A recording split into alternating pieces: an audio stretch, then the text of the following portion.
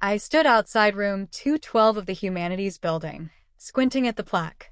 It used to say Dr. Eleanor Brooks. Now it just said, Seminar Room 2B. No brass letters, no memory, no trace. I reached out, ran my fingers across the surface, as if trying to touch the years back into place. 35 years of lectures, of chalk dust and late office hours, of students crying over drafts and cheering over pitches. Gone. No ceremony, no goodbye, just a new sign, like I had never existed. Ma'am, are you lost? A young woman approached, backpack slung, earbuds in, smile polite but unsure. I smiled back, gently. No, dear. I used to live here. She tilted her head, looked at me the way you look at a bench that's always been there but never noticed. Well, it's open if you want to sit in, she said. Dr. Santos is giving a talk on narrative architecture. Narrative architecture. I almost laughed. I thanked her and walked away. It had been 5 months since my retirement. A word they used, like a gentle muzzle. You've earned rest, my son said. Time to enjoy life, my daughter added. But what they meant was, you're in the way now. They meant, we need your house, your accounts, and your silence. They moved me into what they called a vibrant senior community. It was beige, every hallway, every chair, every plate of salmon and peas. Even the people, though kind, carried the same faded tone. I tried to like it at first. I joined the book club, which was mostly women dozing while someone mispronounced every fifth word. I volunteered for the newsletter. They gave me a crossword to fill. One day, they hosted a ukulele concert in the courtyard. I watched, clapped politely, and felt myself floating above the scene. Not old, not unwell, just unneeded. And then came the pills. So many bottles, too many colors, too many instructions. Brought in by my son, every Sunday, like communion. Dr. Feldman says these will help your clarity, he'd say. Clarity.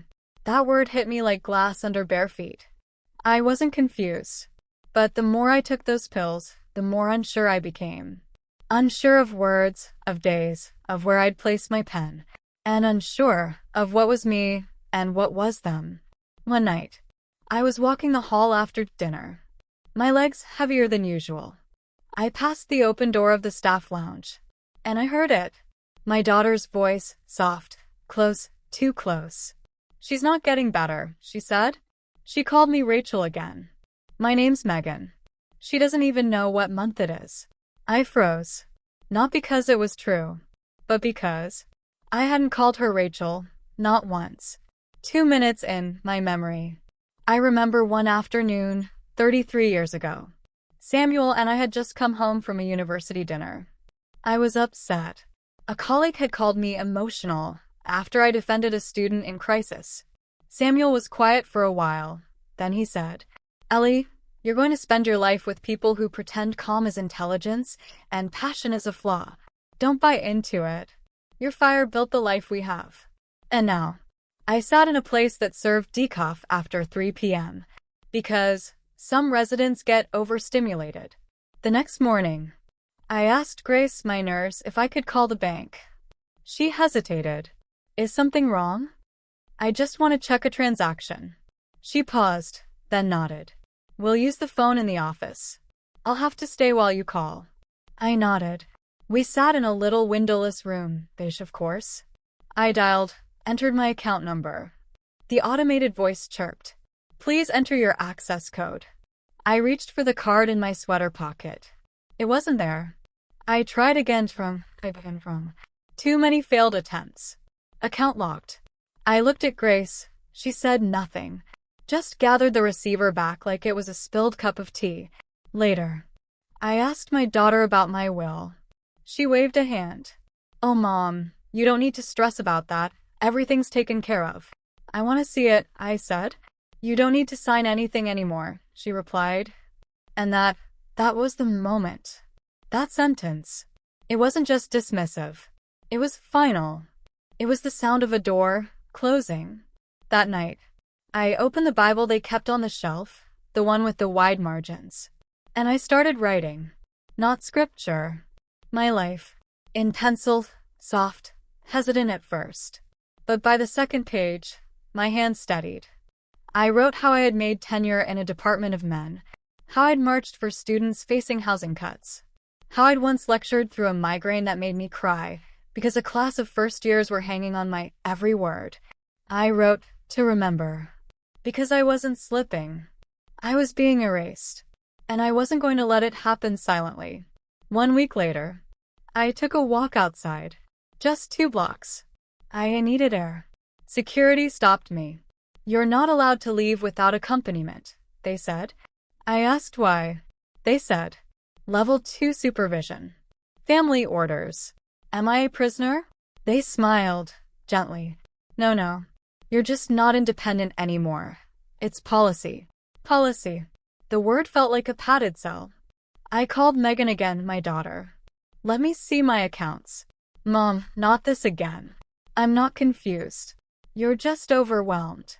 Let us take care of things." And just like that, the walls moved in a little closer. That night, Grace brought my evening meds. 5 pills in a paper cup. One of them new. Pale blue. I asked her quietly, "What is this one?" She frowned. "It wasn't in your file." "I'll check." She never came back with an answer. So I didn't swallow it. I pressed it under my tongue, spit it out into a tissue, flushed it like a secret. And for the first time in weeks, I felt like myself again the next morning. Just a little more. Later that day, I asked Grace again, "What's that blue pill?" She hesitated, then said, "I shouldn't say. I could lose my job." "Someone is trying to make me disappear," I whispered. She looked at me for a long time. Then, slowly, she nodded. That evening, in the hallway, I heard my daughter talking again. "She's holding on, but not for long," she said. I stood behind the door, frozen. "She's still writing," Megan laughed. "Bless her. She still thinks it matters." And that was the moment. Not the meds. Not the phone call. Not even the empty plaque.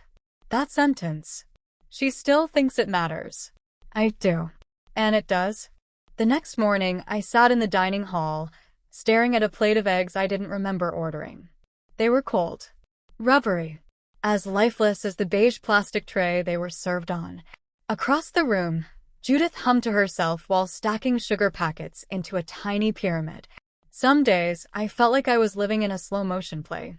Characters repeating the same lines, walking the same circles. Only I seemed to notice the loop. And I was beginning to realize why. I wasn't forgetting. I was being erased. One quiet decision at a time. After breakfast, I asked Grace if I could call my bank. She blinked. "Is everything okay? I just want to check a few things." She hesitated, then nodded. "We can use the phone in the office, but I'll need to stay with you while you call." It was a small room at the back of the admin wing. Windowless. Smelled faintly of bleach and peppermint. Grace sat beside me as I dialed. The hold music chirped in distorted harmony. When the system asked for my access code, I reached into my cardigan pocket where I always kept the small card. Gone. I checked my purse. Nothing. I tried the number from memory. Denied. Tried again. Access locked. Grace looked down at her hands. She didn't say anything. She didn't have to. That afternoon, my daughter Megan came to visit. She brought a folder with her. Bright blue. Smiling like she was presenting me a gift. "I brought a few documents we need to go over," she said, setting it gently on my lap. I opened it. Fine print. Page after page. "What is this?"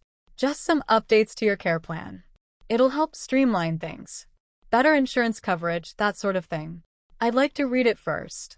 Her expression didn't change, but something in her eyes tightened. "Of course. Take your time." That was what scared me the most. She didn't argue, which meant she was confident I wouldn't understand it, or that I wouldn't be believed if I did. That night, I locked the bathroom door and sat under the fluorescent light, reading every line. It wasn't a care plan. It was a permanent guardianship transfer. Retroactive. Irrevocable. Filed under the assumption that I was no longer competent to make my own decisions. The language was precise. Emotionless. and it named Megan as the sole guardian of my estate, medical decisions, and legal representation. I sat there for a long time, then quietly tore a sheet from a notepad and wrote, "This is not care. This is capture." The next morning, I said I lost the papers. Megan shrugged. "No problem. I'll print another copy." She kissed my forehead. The same forehead she once used to cradle in her hands when I had migraines. The gesture used to mean love. Now it felt like a tactic. That afternoon, Grace entered my room with something small tucked into her pocket. She sat down beside me, checked that the door was closed, then pulled out a slip of folded paper. "I looked into that pill you asked about. The blue one." She slid the paper toward me. It read, "Astaxanthin. Not prescribed. Can cause confusion, drowsiness, memory impairment." I looked at her. She nodded. "I found it in the backup meds. It's not in your file." And I asked the head nurse about it. She told me not to question the instructions from your family physician. "Dr. Lyman?" "Yes." But the order came directly from Megan. She left it on a sticky note, not even through the usual request system. Why would they add something like that? She hesitated, then said quietly, "To make it look like you're slipping." I sat with that for a long time. So it wasn't just medication. It was strategy. A quiet descent. Every day a little slower. Every week a little foggier. Until I became what they said I was. And by then, no one would remember who I used to be. I started documenting everything. Each day, I recorded what pills I was given, when, what they looked like, what I felt afterward. And I wrote it all by hand. On blank pages torn from the backs of pamphlets. I hid them inside an old copy of Reader's Digest that no one ever touched. That weekend, I remembered someone. A girl named Sasha. A former student. She had studied law, focused on elder care. 3 years ago, she sent me a holiday card with her new office address. I found it tucked between 2 old letters in my desk. I wrote a message. 1 sentence. "I need your help. It's urgent." From Dr. Eleanor Brooks. I handed it to Grace. "Can you send this?" "From your phone." She didn't ask questions. She just nodded. 2 days later, she returned with a reply. 3 words, handwritten on a torn envelope. "I'm coming tomorrow." I didn't sleep that night. My body was heavy, but my mind was awake. I was afraid, but not of what they would do. I was afraid of what I'd allowed. Sasha arrived just after lunch. She was taller than I remembered. More serious. But when she smiled, I saw the same student who once stayed late after class to debate ethical theory. We sat in the garden. The only place in the building that didn't feel monitored. She pulled out a notebook. "I need to ask some questions. Just to establish mental status." I nodded. Full name: Dr. Eleanor Marie Brooks. Birth date: April 12, 1948. "Do you know where you are?" "Yes. And I know why you're here." She smiled. "You don't sound confused to me." I told her everything. The pills. The bank account. The missing access code. The documents. The dismissive smiles. The phrase that kept echoing in my ears. "You don't need to sign anything anymore." Sasha wrote everything down. "I'll start the process. But we have to be discreet. If they realize we're building a case, they'll push harder." I nodded. "They already are." She looked up. "Then we'll move faster." That evening, I returned to my room. The copy of Reader's Digest was gone. So was the Bible. I stood in the middle of the room, trying not to panic. But then I saw it. A clean notebook. On my pillow. A small post-it stuck to the cover. Grace's handwriting. I copied every page. I sat down on the edge of the bed and exhaled. For the first time in months, I felt something unfamiliar. Not peace. Not safety. But momentum.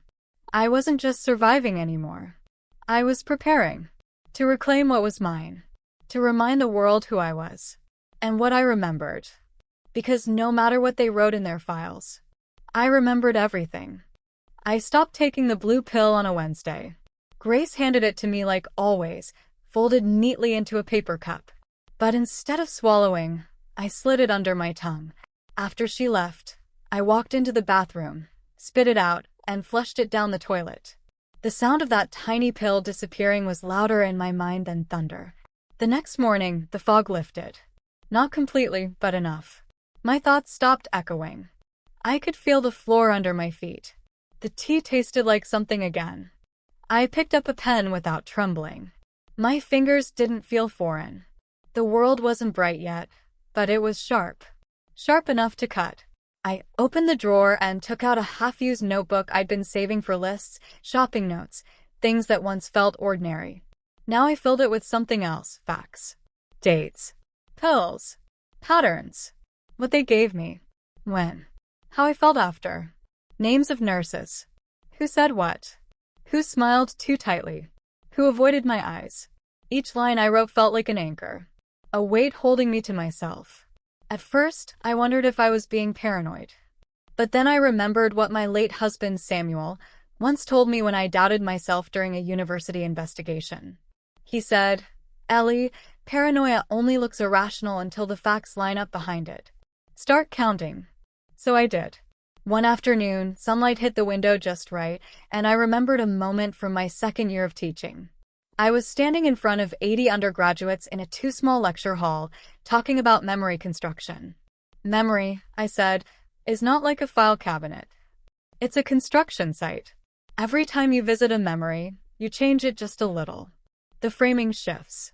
The paint chips. But the structure is still there. A student in the front row raised his hand. "But how do you know what's true then?" I smiled and answered, "Because even if the rooms rearrange, you still know which house you live in." Now, at 75, I remembered my own words. And I clung to them.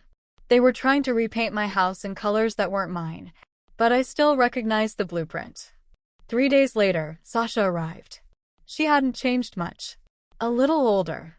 Her hair tied back. A law degree in her bag. But her eyes were just as bright, just as stubborn. She had been one of my brightest students. Fierce. Focused. She stayed after every class and asked harder questions than most faculty. We met in the community garden, the one place in the facility that felt untouched. No cameras. No charts on the wall. Just wind, benches, and marigolds. She sat down across from me, opened a small leather-bound notebook, and said gently, "Let's begin." I braced myself. She started with simple questions. Name. Date of birth. My address when I was married. The title of my last published article. I answered every one without hesitation.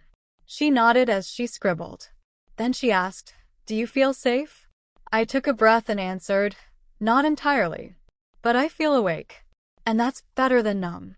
She looked up. "What are they doing?" I told her everything. The pills. The missing bank access. The forged signatures. The change in my medical care. How I had been removed from my accounts and decisions without warning or explanation.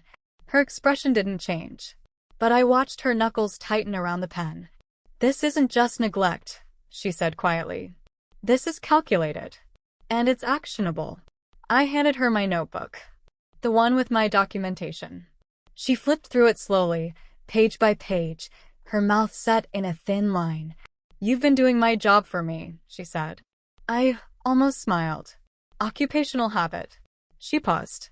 "You know, this is going to be hard. We'll have to challenge guardianship in court.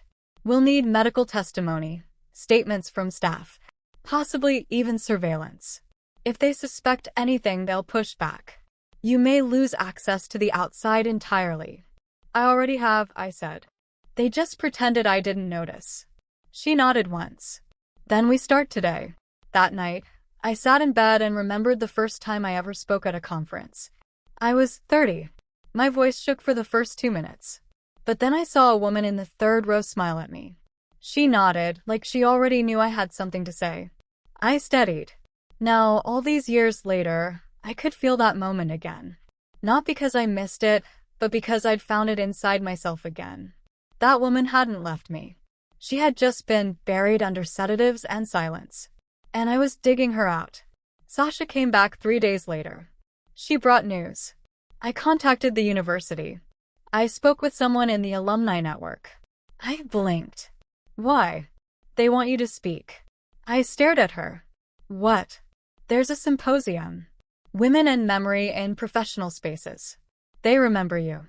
And they want you to open it. I laughed. Actually laughed. It startled both of us. Do they know where I live now? They don't care, Sasha said. They know who you are. I sat back. My body still ached, but inside, I felt like a live wire. I'm not sure I can still do that. Sasha leaned forward. You already are. Later that night, I wrote in a fresh notebook. Not just data. Not just records. I wrote my story. In full sentences. Not for lawyers. Not for judges. For myself. I started at the beginning. My first teaching job.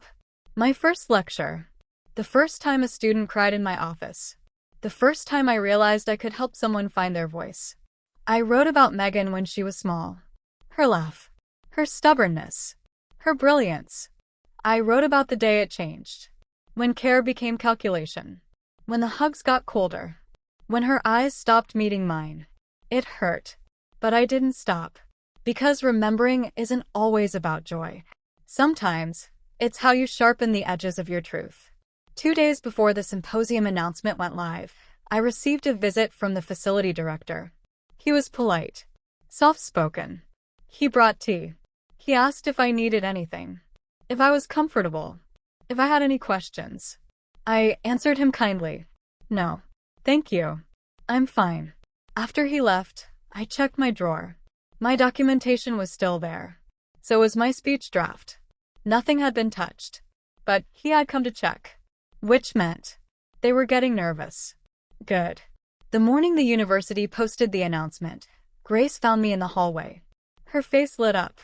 You're on the website, she whispered. Keynote speaker. With a headshot and everything. I smiled.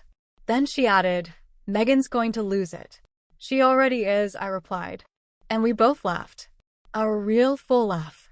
It echoed through the hallway. It felt like truth. Final scene. The moment she feels herself again. That night, I stood in front of the mirror in my room. I hadn't looked at myself fully in months. I saw the lines. The silver hair. The slight curve in my back. But I also saw something else. Fire. The fire that built my lectures. The fire that pushed me through grief. The fire that no dosage could smother. I ran my fingers along the edge of the mirror and whispered to my reflection, You remember. And that's enough. I turned off the light. And slept without fear. Because now, the remembering had begun. I told them. Not loudly. Not dramatically. No yelling. Just, plainly. I sat across from Megan in the visitation room. My daughter. My only daughter. The same woman I once sang lullabies to while writing grant proposals with one hand. Now she was a stranger in a beige pantsuit, pretending to be my advocate while slowly turning my life into a series of checkboxes and restrictions. I know what you're doing, I said. She blinked, like I'd spoken in another language. I'm not doing anything, Mom. I'm helping. No, I replied, voice calm. You're managing. You're directing. You're quietly removing me. Okay, she sighed. What is this really about? The pills. The bank. The will. The notebook that went missing. The access code that disappeared. That's all in your head. She said it so smoothly. Like she'd practiced. Like she'd already discussed this version with someone else. I'm lucid, Megan. I'm documenting. I'm building a case. Her lips parted in a smile. But her eyes didn't. Mom. No one is going to believe you. I sat back, folded my hands. The insult didn't sting. Not anymore. Why wouldn't they? Because you're 75. Because you've been tired. Because you've forgotten things. Because you wander hallways at night and misplace your glasses. She said it like a diagnosis. But I knew better. I forgot one lunch. One. And I wandered because I'm watched. I misplaced my glasses because someone moved the drawer. She shook her head and leaned in. Mom. Please. Don't make this worse than it has to be. Worse for who? For you. For us. For the family. I let silence stretch between us. Then I said, You're afraid. Not for me. But of me. You're afraid of what happens when I speak. Her face hardened. I'm afraid of watching you decline. You're afraid of what I remember. That night, I lay in bed for hours. No sleep. Just memories. Hundreds of them. Megan, age 9, stomping down the hallway in cowboy boots. Me, holding her science fair poster in one hand and a baby monitor in the other. Samuel, her father, painting the nursery yellow and telling me that the world wasn't fair but that our home could be. I remembered standing on the TEDx stage, talking about how memory was a form of identity. How we must protect the stories we tell ourselves. And now, here I was, fighting to protect my own. I was tired, but I wasn't gone. The next morning, I found Grace waiting in the hallway.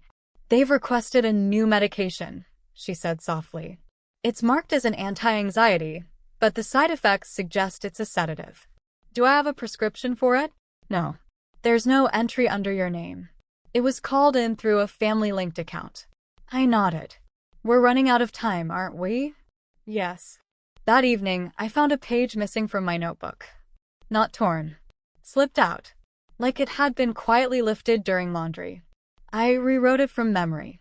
This time in 2 places. And I mailed a copy to Sasha's office. Let them try again. 3 days later, I asked to speak with the director of the facility. Not an emergency. Just a conversation. We sat across from each other in the administrative lounge, sipping mint tea. "How are things, Dr. Brooks?" I smiled. "I'm curious. What's the process for determining cognitive decline here?" He blinked. "We follow physician recommendations. Family input, incident reports, behavioral logs. And if all 3 are manipulated?" He hesitated. "Well, that's why we try to include third-party assessments. But those assessments can be arranged. Skewed. Narrated by the same people who benefit from the outcome." His expression shifted. "I'm not accusing you," I added. "I'm simply asking, how do you protect people like me from being rewritten?" He didn't have an answer. I didn't expect one. But now he knew I wasn't afraid to ask. That afternoon, Sasha arrived with a folder. Inside were printed transcripts from the recorder I had hidden in my nightstand. Whispers. Conversations. Nurses being coached. My daughter joking about moving into my house, once Mom finally slips. Sasha slid them across the table. They're real. They're time-stamped. And they're damning. Will it matter? It already does. That evening, Grace knocked once, then stepped inside my room. She handed me a package. Inside, a small digital recorder, a set of documents, and a copy of the announcement. My name. In serif type. Keynote speaker. Women and Memory Symposium. Eastwood University. I stared at the page stunned. "I'm speaking again?" I asked. "Yes," Grace said. "And they can't stop you." Megan tried, of course. She called the university. Said I was fragile. That I might ramble. That I wasn't well. The event coordinator called Sasha directly. Asked her one question. "Is she safe to speak?"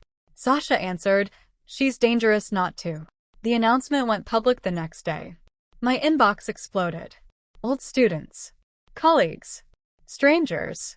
One wrote, "You don't know me, but I heard you speak once. You told a room full of strangers that memory is a way of saying, I was here. I never forgot that. You're still here." Another. "They tried to erase my grandmother the same way. Thank you for being louder." Each message felt like a light turning on. Not just for me. For all of us. Later that night, I saw Megan in the hallway. She didn't make eye contact. She just whispered to the nurse beside her, "She's slipping faster now. I think she's hallucinating." I stopped walking. Turned to face her. "Say that again. Say it directly to me." She froze. The nurse quickly disappeared down another corridor. "You're confused, Mom." "No. You are. You think you can rewrite a person while they're still alive. You think power makes truth. But I remember. And I'm not done speaking." She didn't respond. She just walked away. That night, I sat in front of the mirror again. Not the kind they hang for vanity. A small, circular mirror. Warped around the edges. I looked older. But I also looked more myself than I had in months. I touched my hair. Pulled it back tight. Looked myself in the eye. "You're still you," I said aloud. "And you are not alone." In the background, I heard someone cough. Someone laugh. The small sounds of a place built on resignation. But I wasn't resigned. I was preparing. The day before the symposium, Sasha came by with a suitcase. "I booked us a hotel," she said. "I don't want them to know where you'll be until after the event." Smart. Strategic. Protective. We packed in silence. Grace handed me a compact with a note inside. It read, "Because you deserve to see yourself shine." I smiled. Final scene, preparing to speak. The night before I took the stage, I stood alone in the hotel bathroom. The light was harsh, unforgiving. I read my speech out loud. Twice. Then once without looking. The words weren't perfect, but they were mine. Every line a step back toward myself. Every phrase a reclamation. I wasn't seeking applause. I wasn't even seeking justice. I was seeking air, space, sound, truth. And the next day I was going to speak it all. Because I remembered. And no matter what they said, that was enough. The air outside felt different. After months of stale halls and sedated silences, the cool breath of the city hit me like a song I hadn't heard in years. I closed my eyes and let it in. Freedom smells like pavement after rain. Like roasted coffee drifting from street corners. Like the old world that still remembers your name. We checked into the hotel late that evening. Sasha handled everything. Names. Keys. Timing. "Rest," she said. "Tomorrow is yours." I didn't sleep. Not from nerves. From something deeper. I laid in the dark, running each sentence of my speech through my mind. Not rehearsing. Remembering. Each word wasn't just a line. It was a wound. And I was finally naming them. The morning came soft. The kind of soft that feels like a permission slip. Grace had packed me a necklace. Something simple. Silver. A small pendant with the word "still." Still here. Still speaking. Still me. I stood in front of the mirror and whispered it to myself like a promise. Then I walked out the door. The university auditorium was fuller than I'd imagined. More than just faculty. Former students. Community members. Reporters. A few familiar faces from conferences past. They didn't look at me like I was someone to be managed. They looked at me like someone they came to hear. I stepped onto the stage and paused. Not out of fear. Out of gratitude. I had returned. Not the same but whole. I gripped the podium. Let the silence breathe. Then I began. My name is Eleanor Brooks. I taught at this university for 27 years. I published 6 books. Spoke at over 40 conferences. Helped launch programs still used in social psychology departments across the country. I looked out into the audience. And recently, I was told I was no longer competent. A murmur rippled through the room. I was told I was confused. That I forgot things. That I wondered. That I needed help. I paused. And sometimes I did. I let the words settle. Then I smiled. But here's the truth. Help is not the same as control. Concern is not the same as custody. And fear is not the same as love. I watched a man in the back row sit forward. A student near the front raised their phone, recording. Good. I continued. When I stopped taking the medications they handed me daily, my memory began to return. My clarity sharpened. And I realized something no one wanted me to realize. I leaned in. I was never losing my mind. I was being slowly erased. The silence that followed wasn't empty. It was thunder in disguise. I told them about the forged documents. About my daughter's gradual theft of agency. About the staff who looked the other way. About the moments I began writing again, in secret, just to prove to myself that I still existed. Every story was met with stillness. And then, breath. Not applause. Not yet. Just breath. I am not here to make you angry, I said. I am here to make you aware. I held up my journal. This is what saved me. My words. My war. This was my weapon when I had no one. I opened it. Read them the entry from the day I realized I was being monitored. And then the one where I found my first missing page. And finally, the one titled, I Remember Everything. They listened. Not out of pity. Out of reverence. And when I finished, there was a moment where no one moved. And then applause. Loud. Long reel. Not just for the speech, but for the fight it took to give it. Afterward, People lined up to speak to me. One woman gripped my hand and whispered, "My mother went through the same thing." But no one ever believed her. A man in his 40s said, "I work in elder care. I'm ashamed of what I've seen." "You've opened my eyes." A student handed me a bracelet she'd made. A single word engraved, "Voice." I returned to the hotel dazed but clear. In the quiet of my room, I looked at myself in the mirror again. This time, not to remember, to recognize. The woman who stared back had lost so much. But she had also won.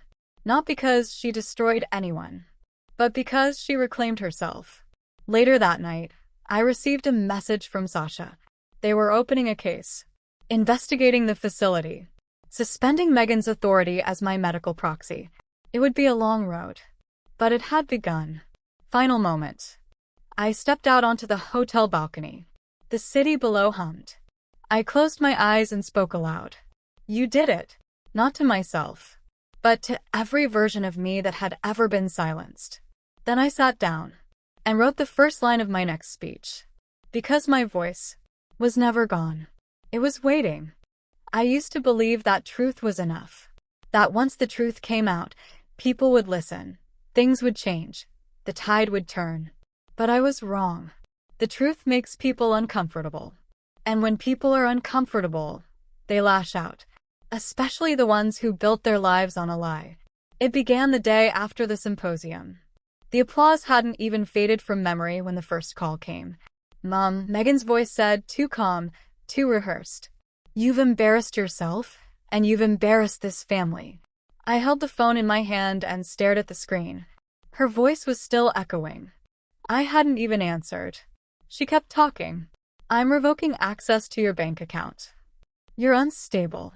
That speech, that was proof of decline, not clarity. I finally said 2 words. "I'm ready." She paused. "For what?" "For the war you're starting." That same afternoon, Sasha arrived with paperwork. A motion to freeze my assets, filed by Megan, on the grounds of paranoia and impaired reasoning. I read every word. Calmly. Thoroughly. "You okay?" Sasha asked. "Yes," I said. Because this means she's afraid. The next few days were a whirlwind. Some were on my side. Some weren't. The university released a statement praising my speech, while also distancing themselves from the ongoing family matters. Some of my former colleagues reached out in support. Others went silent. I understood. People fear the fallout of truth almost more than the lie itself. The news picked it up. Small blurbs at first. Then interviews. A headline read, "Retired professor alleges abuse by daughter, a fight for voice and autonomy." Another, "Elder rights or family feud. Public divided over viral speech." They used words like alleges, claims, suggests. But not proves. Never proves. Because the world needs its deniability. Then the letters began. Some were kind. One read, "I watched your video with my grandmother. She cried the whole time. Said someone finally spoke for her." Another, "Thank you for reminding me that my voice still matters. I'm 81. I'd forgotten. But some were cruel. You're just bitter. Your daughter's protecting you." This is elder drama dressed up as empowerment. Megan had her defenders too. People who couldn't imagine that a daughter, a bright, accomplished, educated woman, could be capable of such betrayal. But betrayal doesn't wear a costume. It walks in with a smile and says it's doing it for your own good. The next attack came from inside. Grace was fired. No warning. No notice. Just gone. They called it routine reassignment. But I knew better. She'd stood too close to me for too long. And now she was paying the price. I cried that night. Not out of despair, but out of rage. Quiet, precise rage. The kind that sharpens resolve. I wrote more. Pages and pages. Not just about Megan. About the system. The silent wheels of power that turn when no one's watching. I wrote about the language of control, concern, safety, protocol, and how those words become cages. I wrote about the look in Megan's eyes, that mix of pity and disgust, and how it stripped me bare. I wrote because writing was the only thing she couldn't take from me. Then something strange happened. I started hearing from others. Women. Men. Survivors. One woman said, "They moved me to assisted care before I turned 60. Told everyone I was fragile. I just gone through a divorce. I wasn't fragile. I was angry." Another said, "My son took my name off my lease. Said I was forgetful. I was grieving my husband. That's all." Each story felt like another brick in the house of lies we've all been locked inside. And suddenly, I wasn't alone. I was a movement. Megan saw it too. She called again. "Mom, you're ruining your legacy." I laughed. "No. I'm rewriting it." But the real blow came 2 weeks later. My door buzzed. 2 officers. "A wellness check," they said. Megan reported erratic behavior. They asked to search my room. I nodded. I had nothing to hide. One officer flipped through my notebook. Another checked the drawer. "Do you feel safe?" he asked. "Not with you here," I said calmly. He looked startled. "I feel safest when people trust I'm still whole." They left. No incident. But the message was clear. Megan wasn't done. I sat on the bed that night and whispered, "She's trying to break me." And for a moment, I felt it. That tiny crack inside. That whisper of doubt. What if she wins? What if she's louder? What if no one remembers my truth once she takes everything else? But then I looked up and saw the card Grace left behind. Just one word. Still. I wasn't gone. I was still. Still breathing. Still writing. Still here. That night, I wrote a new speech. Not for an audience. For myself. I titled it, "The Art of Staying," because sometimes survival isn't a blaze of glory. It's staying. When they push. When they erase. When they say you've said enough. You stay. You speak again. You write again. You rise again. By morning, the fear was gone. Replaced by a calm defiance. I wasn't afraid of Megan anymore. She didn't scare me. Because I had faced her worst. And I had stayed. That same day, Sasha brought news. The first lawsuit had been filed. On behalf of another woman. Inspired by my case. The papers mentioned me by name. Her testimony lit the match. Another crack in the foundation. Megan wouldn't like that. But this wasn't about her anymore. It was about every woman who had ever been silenced in the name of safety. I walked to the courtyard that evening. Sat on the bench beneath the oak tree. An older man sat nearby, feeding birds. "You the one who gave the speech?" he asked. I nodded. He smiled. "My daughter tried to put me in memory care last year. Said I was too quiet. I just didn't want to talk to her." I laughed. He said, "Glad someone finally said it out loud." I stayed on that bench for a long time. The wind in the trees. The birds fluttering. My name whispered on the lips of strangers who now remembered me. The backlash was loud. But my truth was louder. And it wasn't done yet. I used to think endings were clear. A final word. A closed door. A moment where everything wraps up and you finally breathe out. But now I know better. Endings aren't clean. They're quiet. Complicated. Unfinished. Like me. After the wellness check, after the headlines faded, after Megan's voice stopped echoing through my phone. I stayed. I stayed in the facility. Not because I had to. Because I chose to. That was the first time in a long time I'd chosen something. I chose stillness. I chose the sound of my own breath at night. I chose the mirror, even on the days I didn't like what I saw. And I chose not to fight her anymore. Megan didn't call for 3 months. And when she did, it was short. She wanted to talk about logistics. Said she'd been advised to step back. That she was grieving the mother she used to know. I told her I wasn't gone. I was just quieter now.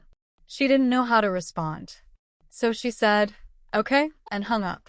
And maybe that was her way of saying goodbye. Or maybe it was just her way. Sasha visited weekly. She brought tea. Updates. Laughter. Sometimes we didn't talk at all. We just sat. And there was something healing in that too.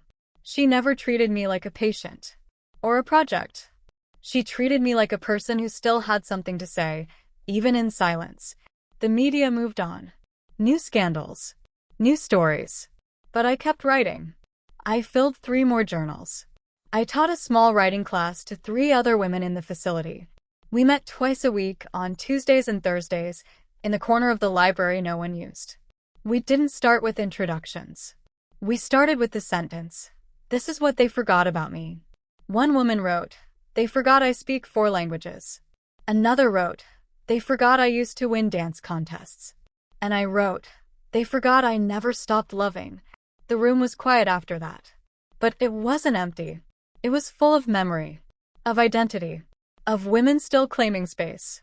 One morning, I walked out into the courtyard and found the bench empty. The man who used to feed the birds had passed away. Natural causes. But the birds still came. I sat in his place and opened my notebook. I wrote, "We all disappear eventually, but some of us leave echoes." My case? It's still open. Some days it moves forward. Some days it stalls. But it no longer defines me. Megan? I don't know where she is now. Maybe still angry. Maybe still justifying it all. Maybe building her next version of the truth. But I don't follow her anymore. She used to occupy every room in my mind. Now, she's just a shadow in the hallway I no longer walk. One afternoon, I visited the house. Yes, that house. The one I bought. The one she tried to claim. It had been sold. Quietly. The new owners didn't know who I was. Didn't recognize my name. They offered me lemonade on the porch. I took it. And as I sat in the chair I once picked out for Samuel, I smiled. Not out of bitterness. Out of release. I don't hate her. That's the part no one understands. I don't forgive her either. It's something else. A kind of sacred indifference. Like watching smoke rise from a match you no longer need to relight. In my final journal, I wrote a single page in red ink. Just one sentence. Still here. I left the rest blank. Because sometimes, survival doesn't look like a fight. Sometimes, it looks like staying soft. Like sitting on the edge of the bed and not picking up the phone. Like making tea. Reading poetry. Breathing. Sometimes it looks like writing your own ending, even if no one else reads it. The staff don't check on me as often now. I don't need it. I walk on my own. I laugh when it comes. I eat slowly. I remember to add honey to my tea. And on Thursdays, I wear red. Just because it makes me feel like I'm glowing. Final scene. I sit at the window, watching the rain. My reflection barely visible in the glass. Outside, the world moves on. Inside, so do I. Still breathing. Still writing. Still here. Thank you for staying with me until the very end. If this story touched something in you, if you saw a part of yourself or someone you love, please let me know in the comments. Where are you listening from? How old are you? What part of this story stayed with you? I'd love to know. And if you believe voices like mine deserve to be heard, please help me reach my first 1,000 subscribers. Your support means more than you know. I'm still here. And I'm not done speaking.